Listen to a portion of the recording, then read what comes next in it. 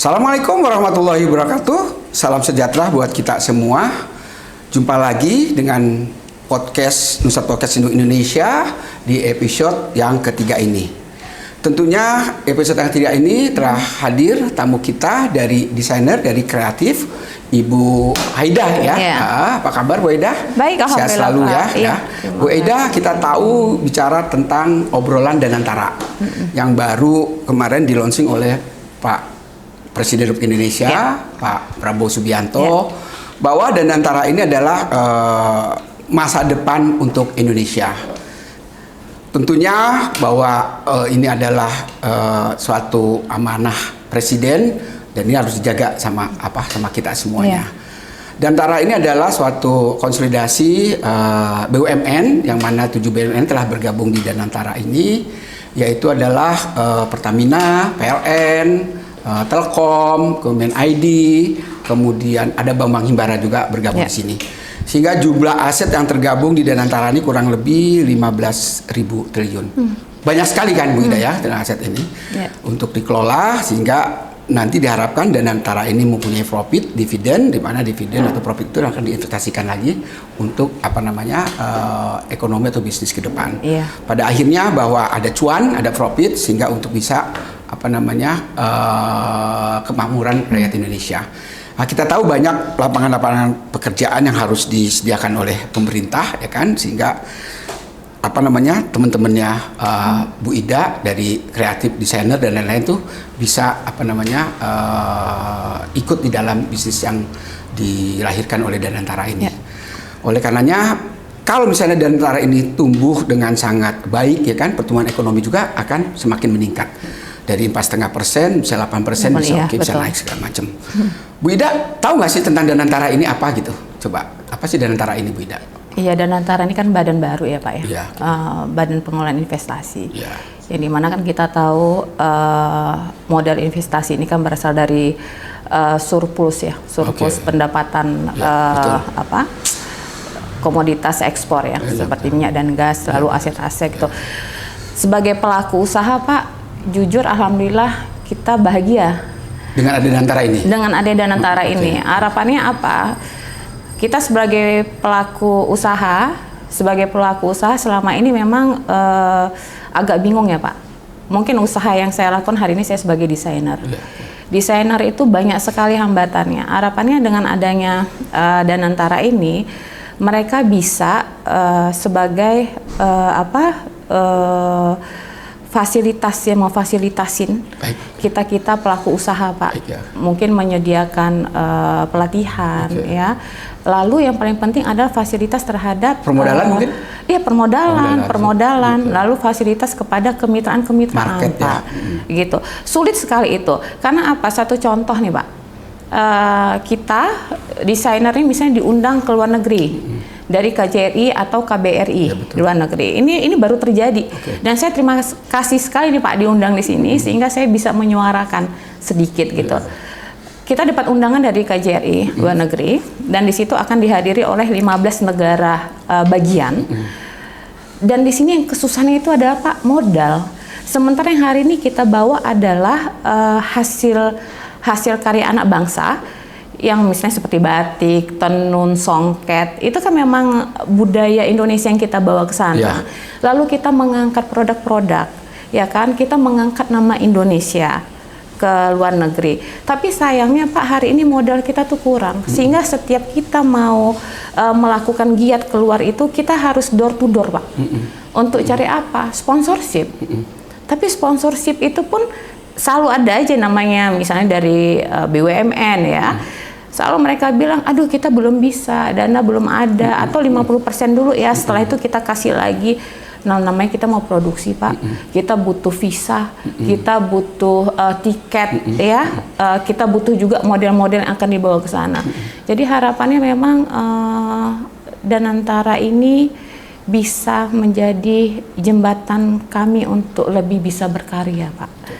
Harapannya Danantara ini bisa kepentingan orang banyak, kepentingan orang khususnya banyak. Dalam mungkin desainer kreativitas yang dilakukan oleh Bu Ida ya. Betul Pak, itu sih. Ya memang Bu Ida ya, ini Danantara kan sebenarnya untuk melakukan ekonomi atau bisnis yang ada di masyarakat. Ya tadi Bu Ida bilang banyak kesulitan-kesulitan dilakukan oleh teman-teman desainer ya dalam hal ini produk-produk fashion yang harusnya bisa dipromosikan ke luar negeri, tapi akses daripada permodalan, akses dari kesempatan itu jarang ya, ataupun susah lah ya, sulit ya untuk ditembus. Sulit sekali, Pak. Mungkin ada di antara, mungkin bisa juga nanti pihak Danantara bisa melihat keluhan dari Bu Ida ini bahwa memang fashion atau desainer di Indonesia ini luar biasa kan, ini maraknya kan, dia menghasilkan devisa juga kan untuk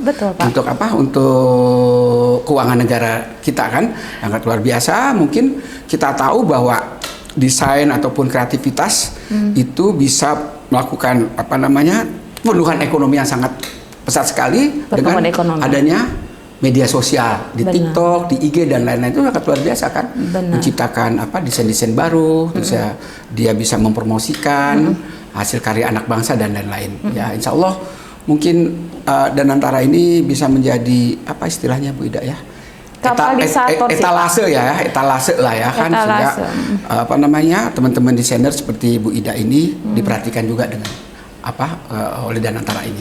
Jadi harapan yang paling penting nih buat Bu Ida, atau harapan yang sangat diinginkan bahwa Danantara ini harus bagaimana Bu Ida? Tadi seperti saya bilang, untuk permodalan, melakukan pelatihan-pelatihan, lalu memberi fasilitas kepada kemitraan. Pak, ini bukan hanya tentang desainer, Pak. Kita bicara mengenai pelaku usaha UMKM, Pak. UMKM, ya? Karena desainer itu pun bahan bakunya itu kan dari para UMKM. Nah, mereka sendiri juga kadang-kadang kebingungan. Hari ini UMKM itu, Pak, kalau nggak salah sudah 60 juta pelaku usaha, Pak. Dan mereka itu bingung mau ngapain. Karena kalau kita sendiri pasti kita langsung ngambil ke UMKM karena untuk meningkatkan pendapatan mereka kan. Karena ini aset negara juga kan. Aset negara. Dan ini memang seharusnya menjadi kebanggaan ya pada saat 60 juta unit usaha ini ada dari pelaku usaha. Seharusnya memang harapannya Danantara adalah menjadi salah satu tempat kami, wadah untuk berkreativitas lagi, Pak. Gitu. Permodalan itu penting loh, Pak. Penting ya. Penting sekali. Kemudian Bu Ida kan tahu nih, Danantara ini besarkan asetnya kan. Kemudian dia melakukan investasi-investasi di berbagai macam unit usaha kan, yang tadi mungkin fashion, mungkin UMKM dan lain-lain. Bu Ida ngelihat pengurus Danantara ini apa sih harapannya? Mungkin banyak sekali orang yang skeptis ya terhadap Danantara ini, ada korupsi, misal ada hal yang aneh-aneh, itu bagaimana sih? Ya skeptis karena kita melihat selama ini kan kepentingan ekonomi itu hanya tertuju pada orang yang punya kepentingan, Pak. Ya kan, harapannya tidak adil gitu ya, tidak rata ya. Jadi kalau hari ini masih skeptis dengan pemikiran paling nanti korupsi. Wajar aja karena masih terbawa dengan yang kemarin. Nah, disinilah memang PR-nya Danantara sendiri untuk menunjukkan kepada kita semua bahwasanya dia berbeda, karena kan unit bisnis yang akan mereka lakukan untuk semua aspek yang strategis kan, Pak, gitu kan. Harapannya kalau mereka melakukan ini dengan benar, pendapatan dan pertumbuhan ekonomi kita akan lebih baik lagi, Pak. Harapannya memang tidak ada lagi koruptor, korupsi, itu dia. Harapannya hari ini di Danantara, Pak. Kalau saya bilang, kita pelaku usaha pun punya harapan besar Danantara sebagai wadah kami untuk menunjang karya-karya anak bangsa. Karena kalau anak bangsa berkembang, kan pertumbuhan ekonomi kita akan naik, Pak. Kan gitu. Bu Ida, ini Danantara ini kan dimiliki oleh negara dan sahamnya dipunyai oleh rakyat Indonesia. Dan begitu juga peranan pemuda yang ada di di Indonesia ini sebagai pelaku usaha. Kan banyak tuh kedai kopi, kemudian desainer yang tadi Bu Ida sebutkan, kemudian peragawan yang memakai produk-produk desainer, kreativitas dan lain-lain. Kemudian ada YouTuber, kreator, ya kan, influencer dan lain-lain. Ini harusnya bagaimana nih pihak-pihak orang yang anak-anak muda ini untuk memberikan tempat ya kan kepada mereka ya kan, agar Danantara ini bisa diterima oleh mereka lah. Mereka tahulah Danantara ini apa seperti itu. Iya, paling nggak hari ini seperti saya sampaikan, Pak. Danantara itu pertama kali memang harus memberikan wadah Memberikan wadah. Banyak sekali loh Pak. Karena hari ini kita selalu concern kepada kreator-kreator yang sudah jadi ya Pak ya. Sementara banyak itu yang di bawah itu yang sebenarnya berpotensi, tapi mereka nggak punya wadah. Nah makanya tadi saya sampaikan butuh wadah ya kan. Lalu butuh diberi pelatihan untuk mereka. Pelatihan ya? Pelatihan. Banyak kok Pak anak-anak muda sekarang yang luar biasa ya. Yang bisa ini. Sebenarnya hari ini Danantara bukan isu baru. Dan ini sudah dibicarakan di mana-mana. Gitu Pak. Jadi memang harapannya adalah memberikan wadah saja sih. Wadah kepada generasi muda ini ke depan ya. Iya, sehingga mereka juga bisa mengekspresikan kan. Lalu muncul kepercayaan kepada Danantara. Sehingga Danantara memberikan manfaat yang banyak untuk usaha mereka, anak-anak muda juga diperhatikan. Mungkin itu. Ya memang sih ini kan kalau Bung Karno bilang kan, belikan aku 10 pemuda akan kuguncang dunia. Nah, itu penting kan sebenarnya kan. Kalau bukan kita, siapa lagi? Kalau bukan sekarang, kapan lagi? Ya kan? Ini anak-anak muda nih waktunya yang untuk berkiprah ya kan. Sehingga mungkin pengurus Danantara juga harus memulai nih melihat anak-anak muda Gen Z yang ada di Indonesia yang butuh punya kreativitas yang sangat luar biasa ya kan. Karena kita tahu bahwa YouTuber ataupun kreator-kreator yang ada di media sosial itu banyak anak muda tuh. Kurang lebih hampir 60%. Tadi Bu Ida bilang pelaku usaha UMKM 60 juta itu mungkin separuhnya anak muda ya. Anak muda semuanya. Anak muda. Luar biasa nih. Dan mungkin ini ya, jangan terlalu kaku pendekatan juga Danantara terhadap anak muda. Cara pakai bahasa mereka ya, bahasa anak muda. Jangan taruh normatif lah ya kan. Bagaimana caranya populer ya kan, bahwa Danantara ini juga punya kalian juga bisa mengawasi ini tentang acara Danantara.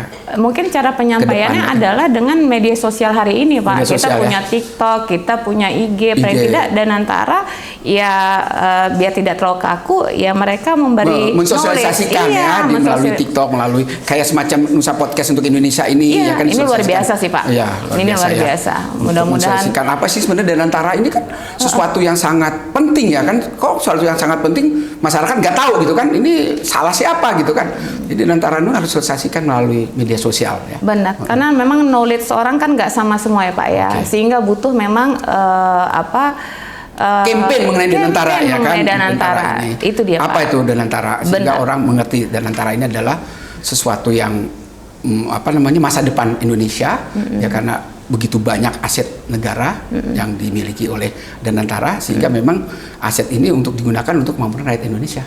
Sebagaimana pasal 33 Undang-Undang Dasar 45, kekayaan alam yang terkandung di dalamnya dikuasai oleh negara dan diusahakan untuk semakmurnya untuk rakyat Indonesia. Itu penting Pak. Bu Ida ya kan. Sehingga bisnis usaha itu adil semuanya. Semuanya tidak akan terjadi yang tadi Bu Ida katakan, bahwa ada gap ya kan, masalah permodalan, fasilitas dan lain-lain. Di satu sisi mereka gampang gitu, di satu sisi lain padahal mereka punya mutu yang sama, kreativitas yang sama. Kenapa tidak bisa adil gitu dalam memberikan kesempatan usaha seperti itu. Harapan Pak, mungkin sebelum kita ini harapannya adalah Danantara menjadi harapan anak bangsa untuk lebih berkreativitas ya, untuk mereka bisa menjadi penyemangat mereka untuk berkarya itu sih Pak. Tidak korupsi di dalam Danantara ini. Itu penting Pak. Itu penting, karena sekarang korupsi udah di mindset masyarakat udah luar biasa kan. Luar biasa, ya. Karena mereka berpikir untuk apa lagi ada badan pengelola investasi ini sih. Jangan-jangan kenapa yang lain-lain aja dibenahi ya kan? Kenapa harus ada baru ya kan? Kenapa yang baru? Nah, di sini PR-nya Danantara kan Pak, untuk mensosialisasikan ini. Membuat pandangan masyarakat tidak skeptis terhadap badan baru ini. Betul. Seperti itu. Itu penting ya Bu ya. Penting. Saya yakin Pak Rosan akan bisa melakukan ini ke depan Danantara ini. Sebagai seorang CEO di Danantara ya. Betul, kita berikan doa kepada pengurus Danantara, terutama adalah Pak Rosan Ruslani yang kita tahu bahwa beliau adalah seorang bisnismen, pelaku usaha, dan memang dia sudah selesai sama diri dia sendiri, dan ini adalah dia mengamanahkan diri dia untuk kepentingan bangsa dan negara. Seperti Nusa Podcast untuk Indonesia. Untuk Indonesia, bukan untuk kelompok masing-masing, bukan untuk kelompok politik tertentu. Dan tidak ada kepentingan. Tidak ada kepentingan. Iya Pak, benar. Tidak ada kepentingan siapapun. Oke, pemirsa, terima kasih atas perhatiannya. Episode ketiga ini sangat luar biasa yang tadi disampaikan oleh kreativitas desainer Bu Ida dan insya Allah bermanfaat buat kita semua. Makasih. Assalamualaikum warahmatullahi wabarakatuh. Assalamualaikum warahmatullahi wabarakatuh. Terima kasih Bida. Sama-sama Bapak.